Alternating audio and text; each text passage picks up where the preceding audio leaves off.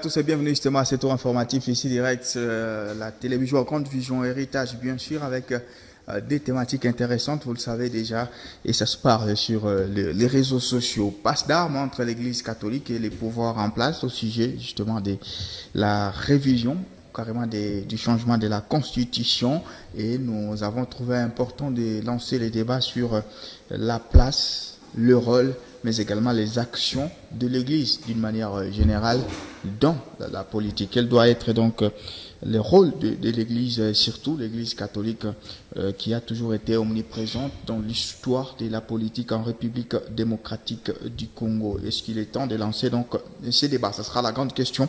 Et puis vous savez les fêtes qui approchent, hein, à grands pas justement. Quid de l'atmosphère socio-économique du pays? Quid du panier de la ménagère? On a eu quelques mesures d'allègement des taxes sur l'importation de certains produits dictées par le ministère de l'économie, viande, volaille, poisson, riz, poisson justement salé. Il y a beaucoup de produits.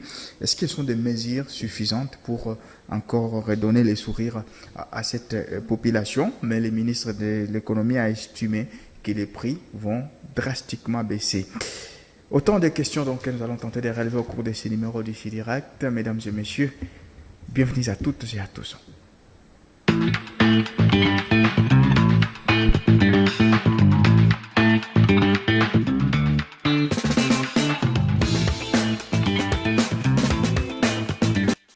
Allez, nous recevons pour vous M. Yannick Koumouimba, défenseur judiciaire près le tribunal des grandes instances de Lubumbashi. Bonjour monsieur, mais Hervé.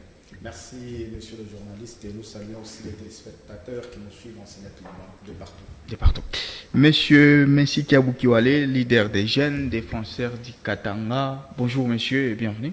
Bonjour JC. Hervé aussi. Hein. Merci pareillement. Merci. Je dis aussi Hervé à toute l'équipe de notre chaîne Héritage, et surtout à la technique et à tous les téléspectateurs du chaîne Héritage et à tous les Congolais. Allez, avec l'espoir de nous faire rejoindre par d'autres chroniqueurs politiques, on commence donc les débats. C'est sur le passe-d'armes entre l'Église catholique et dernièrement les grands, c'est justement entre les secrétaires de la Senko, Donatien Cholet, ainsi que le président du MLC, qui est vice-premier ministre, ministre de Transport, monsieur Jean-Pierre Bemba. On a tous suivi les sorties médiatiques de ces grandes personnalités en République démocratique du Congo. Et la question va au-delà justement de ces deux personnages.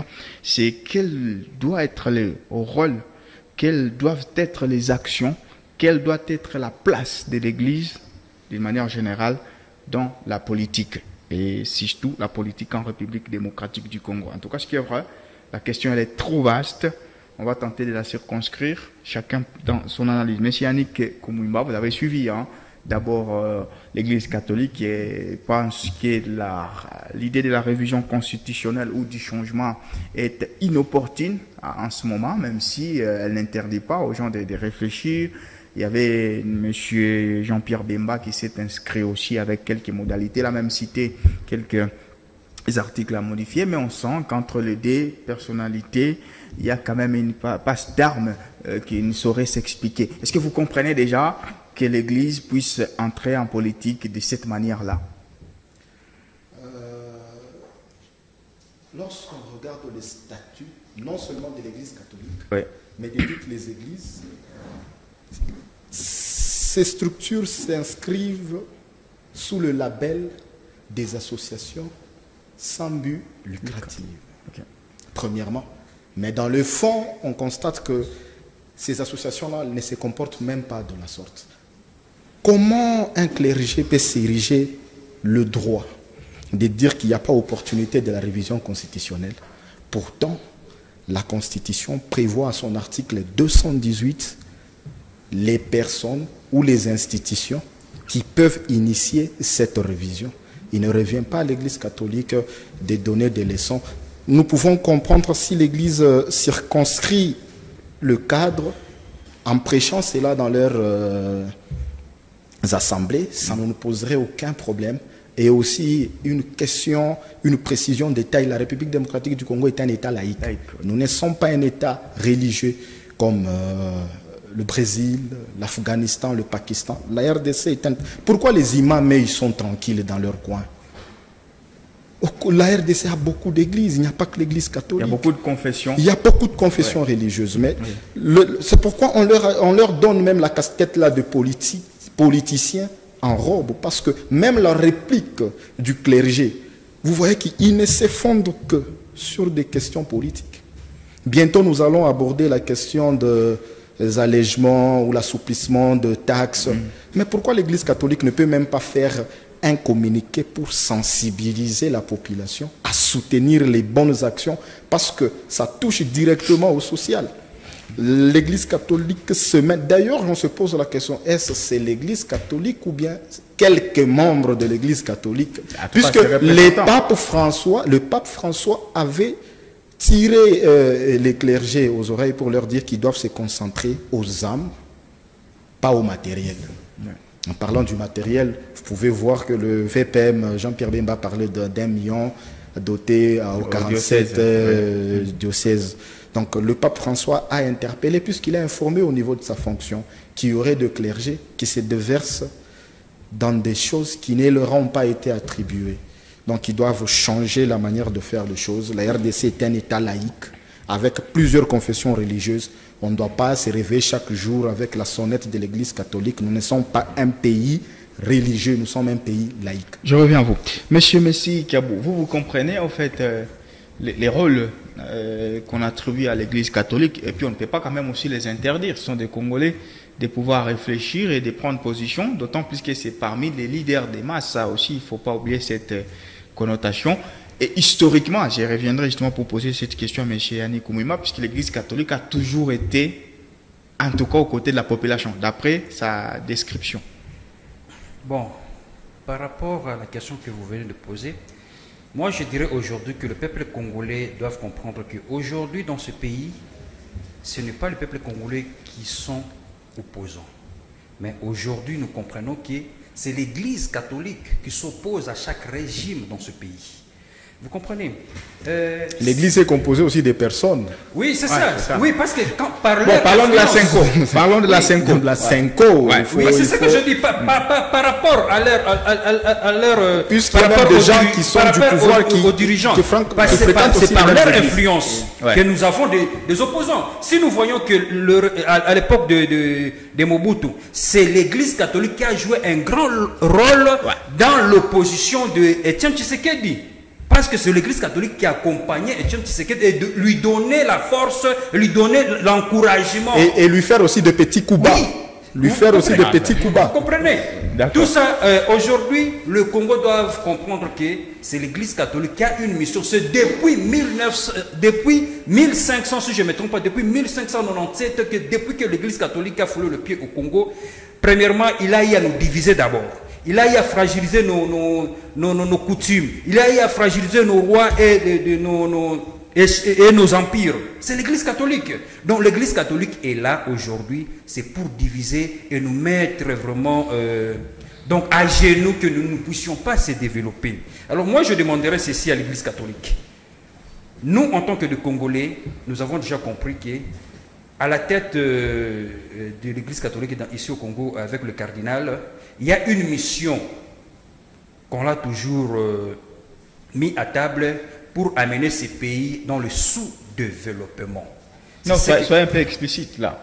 Oui, oui. Il n'est pas là, le cardinal Ambongo. Non, non, c'est ça, c'est une mission, parce que c'est lui qui coordonne tout. Ouais. Et sa mission, avec la Cinco, c'est lui qui donne les derniers mots. Donc quand quelqu'un alerte, c'est... Non, non, vous comprenez. L'affaire de la politique, l'Église... Pourquoi les alertes ne viennent que dans ce sens? C'est ça que le maire vient de le dire. Vous comprenez? Oui. Il y a trop de confessions religieuses dans ce pays. Pourquoi pas des kimbanguistes n'en parlent pas? Pourquoi pas des postolos n'en parlent pas? Pourquoi pas les autres ici? Nous en avons autant ici dans notre pays. Mais ils ne se mêlent pas dans la politique de ce pays. C'est seulement l'Église catholique. Et nous demanderons qu'ils puissent respecter leur statut en tant qu'apolitique. C'est tout ça. Nous avons 8 confessions religieuses, justement, qui sont d'ailleurs reconnues. Hein. Ces confessions-là, qui d'ailleurs présentent même les présidents de la CNI. Hein. Ça c'est aussi un détail important. Monsieur Yannick Oumoima, vous dites que ce n'est pas vraiment le rôle de l'Église d'aller dans la politique, mais on est quand même dans un cas particulier, la République démocratique du Congo, et dans l'histoire politique de notre pays, cette église-là, l'église catholique, a toujours été comme ça. Pourquoi c'est seulement ces régimes où vous semblez aujourd'hui jeter des pierres?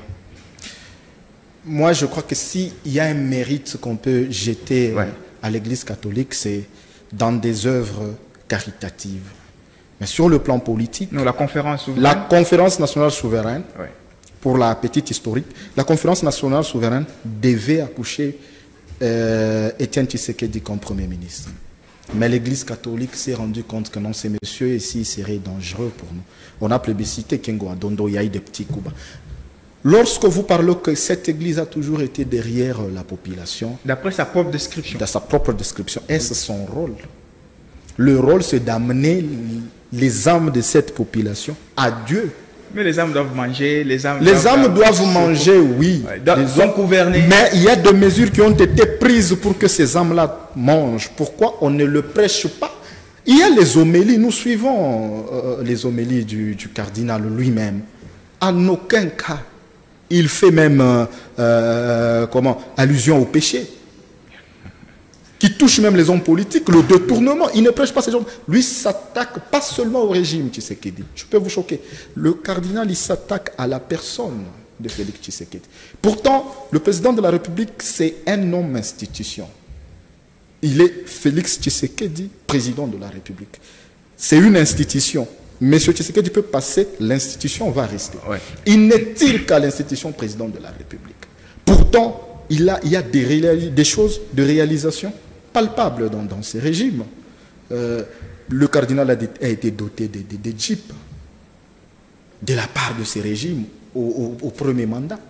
Les diocèses ont bénéficié de quelque chose. S'ils disent qu'ils n'ont pas obtenu les 1 million, mais on a décaissé quand même de l'argent pour pallier aux œuvres caritatives. Ils doivent continuer à prêcher dans des églises aux gens, de ramener à Dieu les âmes, laisser la politique aux politiques. Si vous voulez faire de la politique, allez tout droit au but, changez de casquette. Vous n'aurez même pas besoin d'avoir un statut qui est de vous enregistrer au ministère des Affaires intérieures, que vous êtes politique tout simplement. Alors, M. Messikabou, en 2016, je crois quand même l'accompagnement de l'Église, pendant qu'il y avait l'opposition qui contestait aussi un possible troisième mandat de l'ancien président Joseph Kabila, l'Église catholique était cette fois du côté de l'IDPS, et je crois que cette compagnie-là n'était pas dénoncée par l'IDPS. Pourquoi aujourd'hui vous semblez un peu les repousser? C'est ce que je viens à peine de le dire. Nous, on pensait que dès que l'IDPS au pouvoir, nous voyons déjà l'Église catholique accompagner l'IDPS au pouvoir. Vous comprenez? Parce que tout ce que l'Église catholique faisait avec l'opposition à l'époque, on s'attendait vraiment que l'Église catholique donnerait de mieux et donnerait vraiment de tout ce qu'il en a pour améliorer l'évolution de ce pays. Peut-être qu'elle se rend compte que le défi... Non, vous comprenez. Oui. C'est à chaque régime que l'Église catholique est dans l'opposition. C'est à chaque régime. Même aujourd'hui... Mettez ça en tête, même aujourd'hui, même dans votre rêve, parce que dans la réalité, ça ne va pas se reproduire, même dans votre rêve que Moïse Katumbi est aujourd'hui président de la République, sachez-le que dans votre rêve, vous allez rencontrer l'Église catholique comme opposant de Moïse Katumbi. Vous comprenez? Alors, nous ne comprenons pas. Nous allons demander ceci à l'Église catholique. D'essayer un peu de faire marche arrière, de sorte que notre pays aujourd'hui puisse prendre l'envol et se développer. Parce que c'est l'Église qui bloque. Oui, aujourd'hui nous comprenons que c'est l'Église. Ce n'est pas l'Église qui bloque. L'Église ne bloque à quel niveau? L'Église ne vous a pas donné la chance de prendre des ministres faibles. On va le laisser parler. Je peux intervenir dans votre intervention. Je vous laisse parler. Pourquoi? C'est question de... Vous comprenez? Les gens ne comprennent pas. Oui. Si nous prenons notre pays, si nous amenons notre pays à l'époque de la colonisation, et vous allez comprendre que l'Église catholique a joué un grand rôle. Vous comprenez? A joué un grand rôle pour maltraiter notre peuple. Parce que quand on coupait les gens les jambes, quand on coupait les gens le bras, c'était aux yeux de l'Église catholique. Mais l'Église catholique n'en parle pas. Okay. Parce qu'il y avait leurs intérêts. Il y a 64 ans, 62 ans, après, voilà. Aujourd'hui, comment l'Église bloque l'élan de notre pays? Et il est en train de bloquer en incitant les opposants qui sont d'accord avec ce régime. C'est lui qui est en train de les encourager, qui est en train de les doter même de l'argent. C'est ce que je peux dire. Non, c'est pas prouvé, c'est pas prouvé. Non, écoutez, parce que si nous voyons qu'aujourd'hui il n'y a pas de l'opposition, mais nous voyons que c'est l'Église catholique qui se présente maintenant comme opposant. Moïse Katumbi, Martin Fayulu, Délice Sanga, Matata Mpoyo ne sont pas opposants. Nous avons vu quelques déclarations ici. Oui. Vous comprenez, hein? L'opposition, c'est quand on voit la masse, la population. Hein? Quand on voit la population qui n'est pas d'accord, ce ne sont pas des individus. D'accord. Vous comprenez? Ouais. C'est à ce point-là nous devons se comprendre.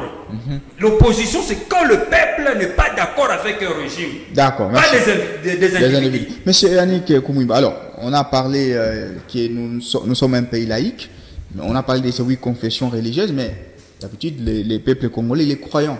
Ça veut dire que les églises regorgent ces mêmes populations, ces mêmes peuples qui est aussi dans la politique. Est-ce que ce serait prudent d'interdire à ces églises-là d'avoir quand même des mots dans la politique quand il y a des grandes réformes qui veulent être faites dans le secteur? Parce qu'on sait que c'est la politique qui dirige. Et si on laisse les politiques un tout petit peu seuls, les peuples qui sont dans des églises risquent de subir. La Constitution a déjà tout prévu, même les groupes de pression. Okay. Mais dans les groupes de pression, on n'a pas énuméré les églises. Okay. L'homme le plus intelligent de la RDC, c'est le législateur lui-même. Les églises ne font pas partie des groupes de pression. Nous avons les ONG, les médias.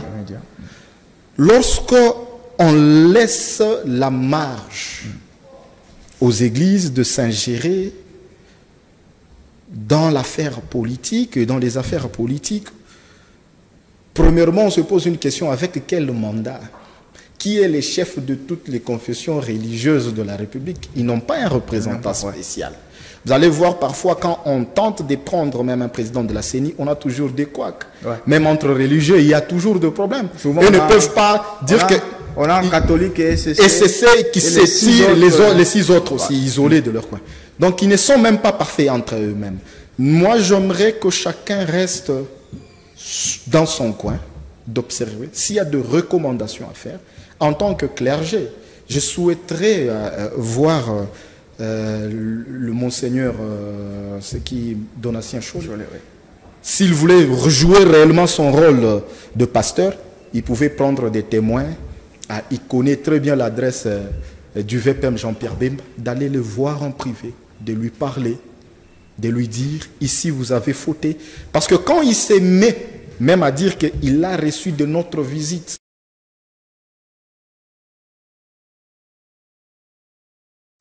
quand il avait des problèmes avec la Cour pénale internationale, pourtant, les Écritures saintes nous disent quoi? Lorsque la main gauche donne, la main droite ne doit pas le savoir. Mais nous, lui, il nous les a fait savoir. Donc, il sort même. C'est pourquoi on craint même dans les jours à venir, les confessions, il peut violer son secret des confessions. Ça peut arriver de dire que tel jour, le VPM Bemba était venu me voir parce qu'il divulgue des choses que nous, on ne connaissait pas. En tant que clergé, il ne pouvait pas aller sur ce piste. Moi, je ne dis pas que c'est l'Église catholique qui a de problème avec la République démocratique du Congo, mais les gens qui composent cette Église nous posent des problèmes. Ils incitent les gens 2 fois même à la révolte, parce que nous sommes en difficulté avec le Rwanda. Vous avez vu, le cardinal s'est déplacé au Rwanda. Par élégance, il pouvait décliner cette invitation et ça ferait toujours... C'est un pasteur de peuple quand même. Là, il y a des catholiques aussi. Monsieur Kabo, alors, ce qui fâche aussi côté pouvoir, c'est qu'aujourd'hui, l'Église, qui n'est pas certes contre la révision, mais qui pense que cette question-là n'est pas opportune, d'autant plus qu'elle est sociale, et ça c'est selon M. l'abbé Donatien Cholet, le social de la population est en train de bouger. Il serait mieux au pouvoir de se concentrer d'abord sur des questions pertinentes, sociales, au lieu d'attaquer curieusement la révision constitutionnelle. Est-ce que ça, ce n'est pas une position qui peut interpeller les pouvoirs en place? Quand le chef de l'État a lancé, je peux dire, cette campagne, je dirais que c'est l'Église parfois qui devait faire comprendre à leurs fidèles que nous devons faire adapter la situation de notre pays à la nouvelle constitution. Vous savez, il n'y a rien d'hasard, il n'y a rien d'hasard. Parce que dans la politique, quand quelqu'un fait la politique, il faut avoir une vision de loin. Alors, il ne faut pas vraiment chercher vraiment à bloquer d'autres choses parce que vous avez cette position de l'opposition. Vous cherchez vraiment à tout rejeter en bloc. Non. C'est ce que je viens à peine de le dire. Vous savez, avec l'Église catholique, avec un groupe de dirigeants catholiques, ils ont une mission toujours et avoir tendance toujours à décourager la population que vous n'avez pas, vous avez des mauvais dirigeants, vous n'avez pas des bons dirigeants. C'est leur mission, en un mot, à chaque fois, à commencer par Mobutu, à commencer par Kabila fils. Aujourd'hui, nous avons Félix Tshisekedi à la tête du pays. C'est toujours, ils cherchent toujours à nous faire voir que nous avons de mauvais dirigeants. Alors, à ce niveau-là, l'Église ne peut pas s'ingérer dans la politique du pays. L'Église a la mission de prêcher l'Évangile, de faire sortir le peuple dans leur péché, ou bien de faire comprendre quel est l'évangile. Mais dans le cadre de la politique, dire que l'Église peut intervenir par rapport au social. Mais c'est l'Église d'abord, premièrement, qui doit d'abord prêcher à leurs fidèles. Au lieu de les prendre beaucoup des heures dans des églises, mais de les envoyer au champ. Vous comprenez? De les envoyer au champ, de les demander de créer des emplois. Quand même, le social va commencer d'abord à changer. Mais l'Église ne prêche pas ça. L'Église attend que le gouvernement puisse faire tout. C'est là où il y a un problème. Au lieu d'encourager les gens que pour mieux manger, pour bien manger, il faut d'abord toi-même que tu puisses peut-être cultiver, que tu puisses faire le champ. Toi-même d'abord tu puisses créer l'emploi avant que tu puisses trouver un bon travail. Mais quand l'Église ne prêche pas ça, mais l'Église est en train de prêcher la haine envers le gouvernement. C'est là où moi je dis que l'Église catholique doit changer la façon de prêcher les gens et doit changer la façon d'intervenir dans la politique. Alors, comment alors cette Église doit intervenir? Parce qu'il y a un moment donné, on a besoin quand même de... Dernièrement, Martin Fayulu voulait un dialogue. Il a demandé que ce soit l'Église et certains prélats de l'Église catholique qui devaient faire cette mission des bons offices. On se souvient de l'accord de la Saint-Sylvestre. C'était l'Église catholique qui l'a manœuvré et qui a sauvé peut-être le pays en ce moment-là, qui était au bout du gouffre. Mais il y a quand même des situations où on a besoin de cette Église. Comment elle intervient alors en politique? Pourquoi seulement cette Église? Elle a une suprématie. On n'est pas censé vous poser de questions. Non, en fait, il faut qu'il y ait même une unanimité entre les confessions. Selon les estimations, 40% des Congolais sont catholiques. Selon les estimations, je ne les suis pas, heureusement. Oui, c'est ça. Non, j'ai dit 40%. Moi, je dirais tout simplement qu'on doit passer à des choses sérieuses. Hein. On n'a pas besoin d'une quelconque négociation ou des bons offices. Nous avons des élections. Un jeu démocratique auquel nous sommes tous censés appeler. La constitution de la RDC ne prévoit pas de négociations. Et quand est-ce qu'il faut négocier? Selon la philosophie des négociations, on ne négocie que quand on n'a pas d'autre moyen de vous contourner. Le pouvoir a le moyen de contourner l'opposition par de manœuvres telles que la révision constitutionnelle. Ils n'ont pas besoin de les appeler autour d'une table. Donc l'Église doit jouer son rôle. S'ils ont des avis à donner au gouvernement, ils peuvent le faire même à l'aide de mémos. Ils ont des cadres de concertation. Ils sont en contact les uns avec les autres. Mais le faire dans des médias, on vise aussi le populisme et tous ces impairs. Un prélat, il n'a pas besoin d'être populaire. Un prélat a besoin d'être populaire parce qu'il a des ambitions politiques. On ne sait pas. Parce que ça s'annonce la réplique du monseigneur Donatien Chou. C'est une réplique politique. Non, il a invoqué des situations à Guémena. Il a invoqué la gestion de Jean-Pierre Bemba quand il fut vice-président de la République. Ce sont des faits politiques. Et pourquoi vous ne voulez pas qu'on l'affronte aussi sur le terrain, la politique? Quand on l'a appelé politicien, c'est en vertu de ce qu'il est en train de dire et de faire. La République démocratique du Congo, on le répète encore, est un État laïque. Les politiciens doivent faire leur travail, les religieux aussi. Merci. Allez, on va prendre la deuxième thématique sur le fait qui approche. On connaît la tension, hein, l'atmosphère socio-économique en République démocratique du Congo, alors que ces fêtes-là approchent. On va interroger le panier de la ménagère, comment se porte-t-il? Est-il rempli? C'est surtout ça la question, puisque l'une des grandes faiblesses que l'opposition brandit quand tu l'évoques, l'administration actuelle, c'est justement les côtés sociaux. Et quand on parle, nous les profanes, les taux de dollars qui ne cessent de galvauder. Alors, monsieur Messi Kiabou, vous êtes dans ces peuples-là, vous parlez toujours des Kassenga et tout. Pensez-vous qu'aujourd'hui, que l'état d'esprit de la population, à l'aube de ces fêtes-là, est au beau fixe? Moi, je dirais que c'est vraiment les moments vraiment que nous traversons. Et par rapport à ce moment des fêtes, premièrement, d'abord, entre parenthèses, c'est question d'abord sécuritaire. Ok. Vous comprenez? Et vous ne pouvez pas fêter si vous n'êtes pas vraiment en paix. Oui. Vous comprenez? Aujourd'hui, la République démocratique du Congo est agressée, est occupée. Donc nous savons que cette fête n'est pas vraiment, cette période de fête ne va pas vraiment se passer très bien, même pas trop bien. Pourquoi? Parce que moi, je ne peux pas fêter ici chez moi à Lubumbashi au moment où nos frères à l'Est sont en train d'être tués. Vous comprenez? Alors, par rapport à ce que vous venez de dire, il y a de ces préparatifs que le gouvernement est en train de prendre des mesures. On va y arriver là. Oui, nous allons y arriver. Nous demandons d'abord que l'Est soit vraiment correctement sécurisé. Donc on ne puisse pas fêter. Mais pas publiquement, je demanderai à la population de fêter avec de l'arme parce que nous sommes occupés. D'accord. Je reviens à vous pour parler des mesures du ministre de l'économie. Monsieur Yannick Koumouimba, vous êtes aussi parmi cette population, vous la côtoyez. Quel est son état d'esprit à l'approche de ces fêtes de fin d'année? Bon, la population, comme dans la coutume, elle va fêter avec ses maigres moyens. Ok. Dire que cette population ne va pas fêter parce qu'il y a la guerre à l'Est, cette guerre n'a pas commencé aujourd'hui. Ouais. Parce que vous et moi, si nous partons à l'Est de la République, nous allons trouver des bébés dans les bras de nos mamans. Ils les ont obtenus comment?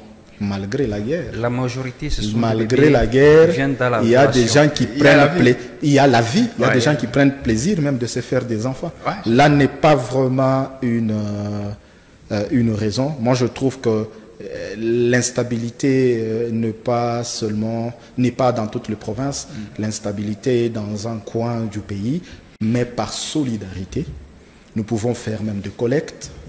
Pour chaque province, ils peuvent faire de collecte et leur doter aussi à ce peuple meurtri de fêter. Nous, on a l'habitude de fêter. Malgré nos maigres moyens, c'est la fête, c'est naturel et traditionnellement comme ça. Les gens vont toujours fêter. Alors, monsieur Messi Kabou, le ministre de l'économie, après concertation justement des grands marchés, comme on dit, a annoncé l'allègement des taxes sur l'importation de certains produits. Ça, c'est quand même rituel, hein? Chaque fin d'année, on a quand même des annonces comme ça, mais sur les terrains, c'est ça la grande question. Est-ce qu'aujourd'hui, sur les terrains, doit-on s'attendre à des mesures efficaces qui permettront à cette population-là de pouvoir bien fêter, même si vous dites qu'il faut le faire avec l'arme? Moi, je demanderai au ministre de prendre pas de telles mesures d'allègement. Okay. Vous comprenez? Parce qu'en réalité, il n'y aura pas suffisamment d'allègement. Mais moi, je demanderai au ministre de prendre une décision. Que tout ce que comme produit surgelé, tout ce que comme produit alimentaire puisse passer par la douane sans payer la taxe. Vous comprenez? Ça va nous permettre que les choses sur le marché puissent un peu baisser. Parce que tout le monde, tous les commerçants chercheront vraiment à acheter beaucoup ou à magasiner, oui. De sorte que de vendre aussi à un prix moins cher pour acheter encore d'autres, de sorte d'en profiter encore de bénéfices. Ça va nous permettre qu'il y aura un peu de concurrence sur le marché. Donc l'allègement est inefficace? Non, non, il n'y a pas d'efficacité. Ce que moi je peux vous dire, il n'y aura pas d'efficacité.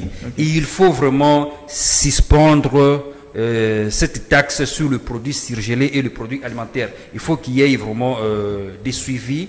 Et quand il y a de telles mesures, parce que vous pouvez prendre de telles mesures que le ministre vient de le prendre vraiment, mais vous pouvez arriver à la douane, mais vous trouverez des commerçants en train de pleurer. Vous comprenez? Mais le ministre a pris des mesures, mais vous trouverez là-bas... Ouais, parce qu'il y a aussi une question de suivi. Hein. C'est ce que je dis. Ouais. Mais quand on dit qu'il n'y aura pas de taxes, vous allez voir qu'il y aura des commerçants qui auront vraiment du courage. Parce que l'allègement là où peut-être l'OCC devait taxer par exemple 10 000 francs, mais à travers les agents de l'OCC, ils peuvent te dire que non, tes produits sont expirés. Mais au moment où les produits ne sont pas exprimés, ils cherchent comment soutirer de l'argent. Okay. Parce qu'ils voient que non, quand on vient de baisser la taxe, pas le ministre, donc notre quota aussi cherchera vraiment à baisser. Vous comprenez? Ils vont chercher à commencer à créer d'autres infractions. Ouais. Vous comprenez? Alors, à ce point-là, le ministre et le gouvernement doivent prendre une décision de suspendre d'abord ces taxes-là, de sorte qu'on ait un peu de produits sur le marché. Alors, M. Yannick Koumba, est-ce qu'on est devant un gouvernement responsable là, puisqu'à l'approche des fêtes, qui prend des mesures pour permettre à sa population de fêter? C'est quand même une attitude responsable. Lorsqu'on vous annonce ça comme ça, vous pouvez éclater de joie. Mais lorsque vous reculez un tout petit peu, vous allez vous rendre compte que c'est toujours du bluff. Nous sommes toujours dans des mesures et mesures. Il y a quelques mois ici, on a parlé du carburant. Ouais. Mais en réalité, quand nous prenons nos taxis, c'est le suivi qui pose problème. Les mesures d'encadrement. Les juristes appellent ça l'état régulateur. Vous pouvez alléger la taxe, mais la police économique ne joue pas son rôle.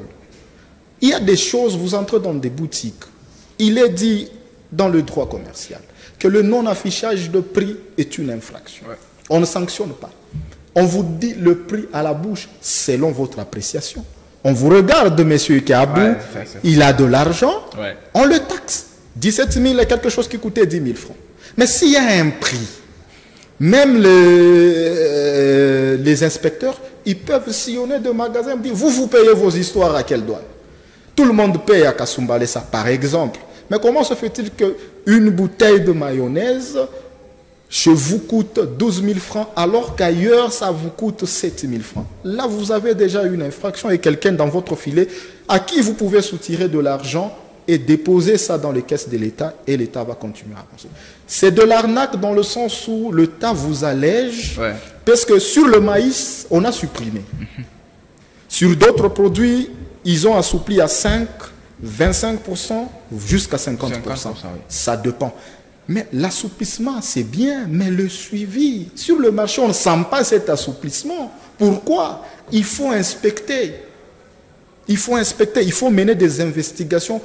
J'ai lu un article là-dessus que le ministre Constant Moutamba sera mis sur pied pour mettre vraiment ces mesures. Parce que c'est ça même le social dont on criait. Ouais, même quand je trouve la population aussi dans le calme, il y a de bonnes mesures qui ont été prises.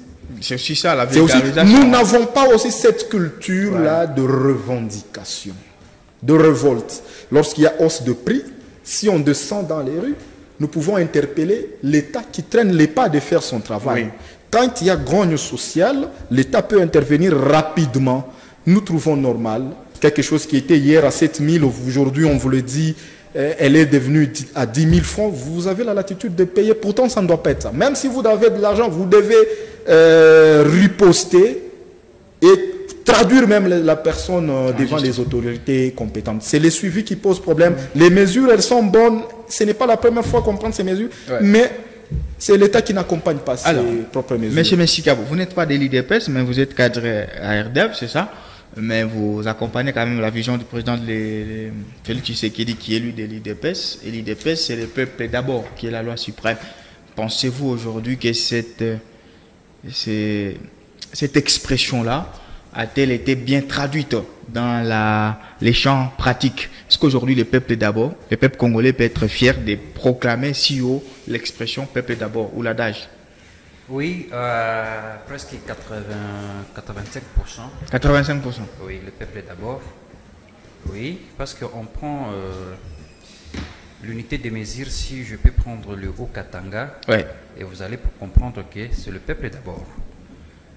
On mange bien, donc on mange bien ici. Oui, je peux poser la question ici sous le plateau. Si parmi nous, il y a quelqu'un qui J'ai laissé mon téléphone à la régie. Comme j'ai j'ai laissé mon téléphone à la régie, comme il le charge, parce qu'ici, ils ont tout de groupes électrogènes. Non, écoutez, maître, vous êtes défenseur. Oui. Mais écoutez, vous savez, c'est ce que j'ai toujours dit aux Congolais. Si nous fuyons dans vos factures d'électricité, est-ce que vous payez mieux?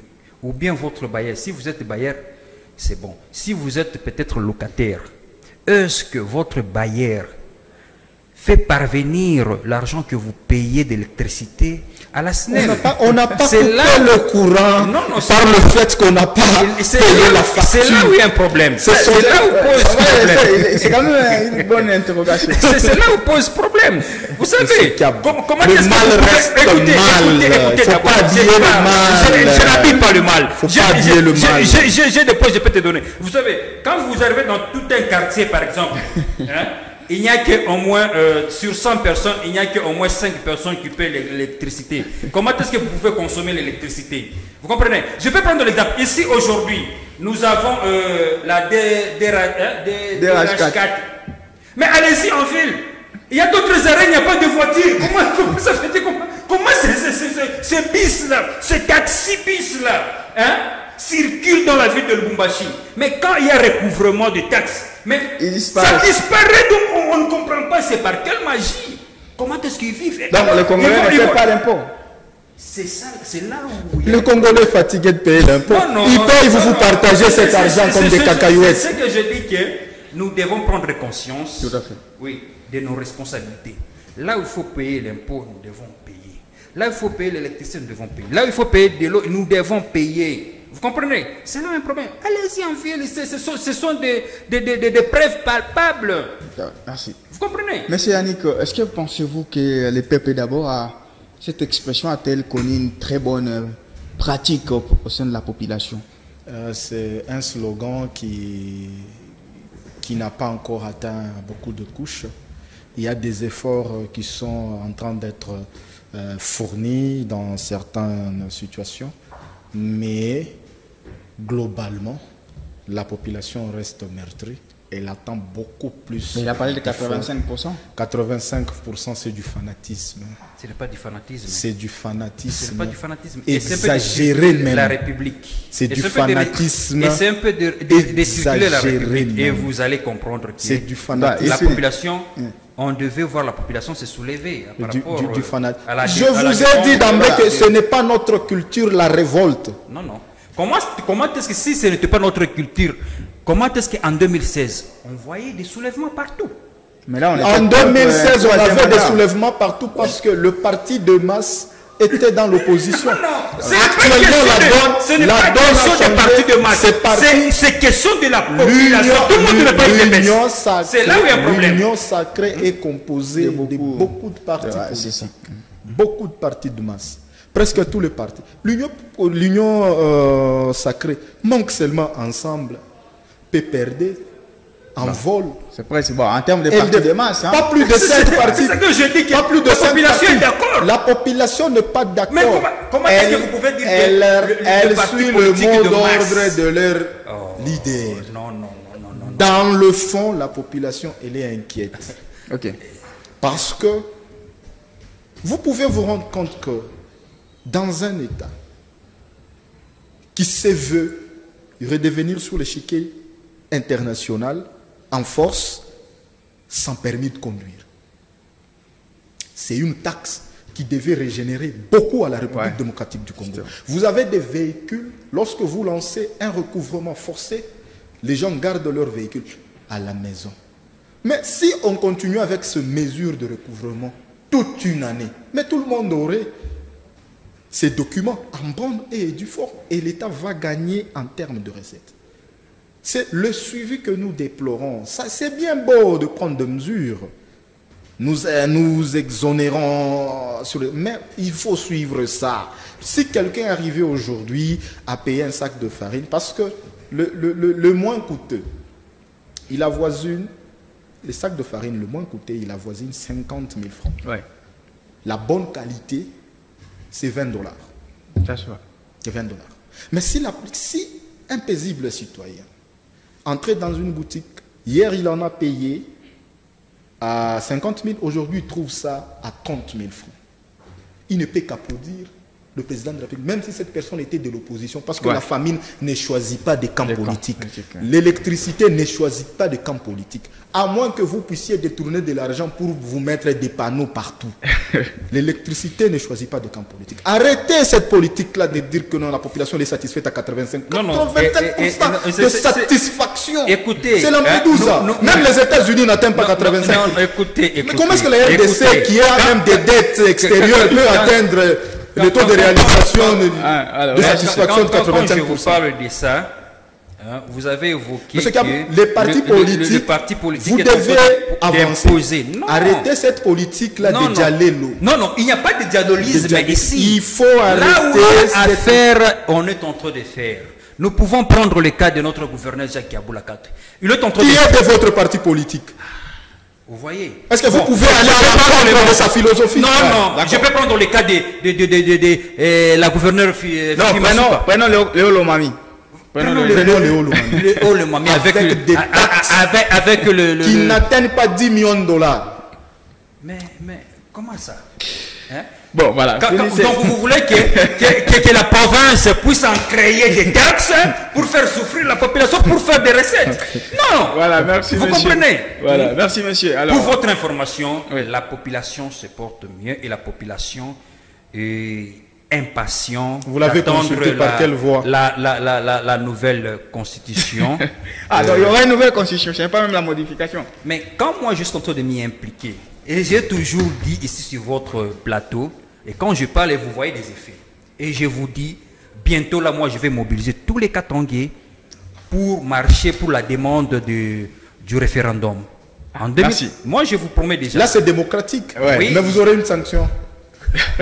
Merci. Alors, monsieur, c'est le dernier numéro avec vous ici direct qui va finir vendredi, mais avec d'autres chroniqueurs. Justement, avant de prendre la rubrique carton, on va vous donner une minute ou deux de pouvoir présenter vos vœux, mais également d'entrevoir 2025 en politique. Qu'est-ce qui attend le peuple congolais en 2025 selon votre œil politique? On s'attend possiblement avec la révision constitutionnelle. Quelles sont les personnalités politiques qui peuvent venir bousculer ou on va juste chanter Fatih Béton, comme c'est déjà le slogan de M. Messi Kiabou. Qu'est-ce qui attend 2025 en politique en République démocratique du Congo selon vous? 2025, nous attendons que la machine soit mise en marche pour le changement de la Constitution. Okay. 2025, nous attendons de grandes réalisations dans chaque province.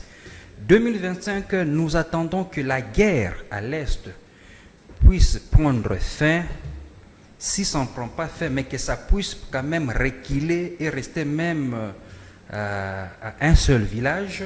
Ça nous fera vraiment plaisir parce que le président de la République est impliqué et tous nos voyants soldats sont impliqués, ils ne dorment pas jour et nuit. Nous sommes en train de suivre sur les médias comment est-ce que nos soldats sont en train de faire reculer l'adversaire et les rebelles qui sont sur notre sol. 2025, nous attendons voir le Haut-Katanga être asphalté même devant nos portes de parcelles. Alors non, ça, je prends ce vœu-là. J'espère que ça sera bon. Ça sera bon. 2025, nous attendons que le Haut-Katanga soit éclairé partout parce que notre maître vient de qu'il aurait laissé son téléphone à la régie. Je pense que 2025, il aura la batterie pleine en pleine le courant va être partout et moins cher parfois, même dans d'autres quartiers, il y aura la gratuité du courant. Ah, c'est pas Là, je vrai. vous promets. Merci, monsieur. Je reviens à vous pour la séance carton. Monsieur Yannick, le peuple qui attend 2025, mais en politique, on peut s'attendre à quoi aujourd'hui?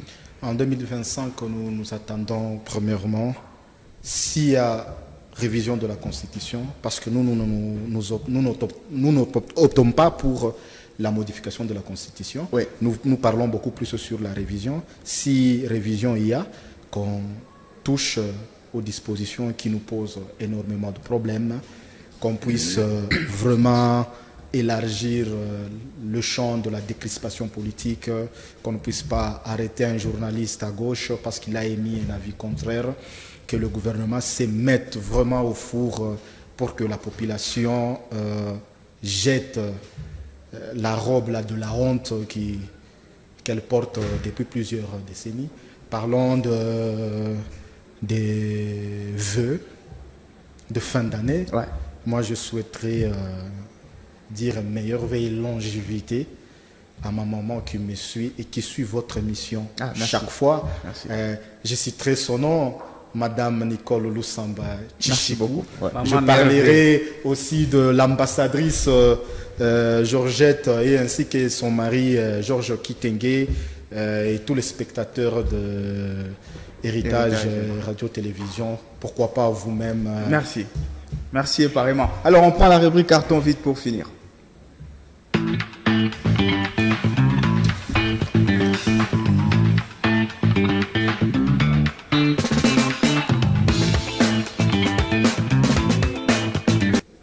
Allez, on espère que vos derniers cartons seront symboliques en tout cas, avant de nous retrouver en 2025, Dieu aidant.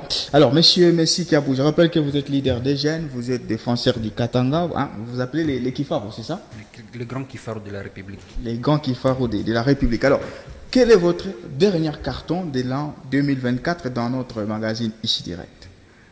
Mon dernier carton, c'est le carton vert. Vers l'encouragement, ok. Oui. J'encourage tous les Katangais conscients qui sont derrière le changement de la Constitution. Je vous encourage, car nous sommes sur la bonne voie du changement et sur la bonne voie de changer notre pays et d'amener notre pays dans le développement suprême. Alors je vous encourage, ne baissez pas les bras, soyez conscients. Nous devons soutenir le chef de l'État et continuer toujours sur cette vision. Merci à vous, monsieur.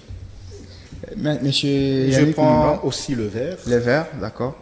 pour dire en ce terme que la constitution que nous avons, nous la prenons comme la loi de Moïse et le président de la République.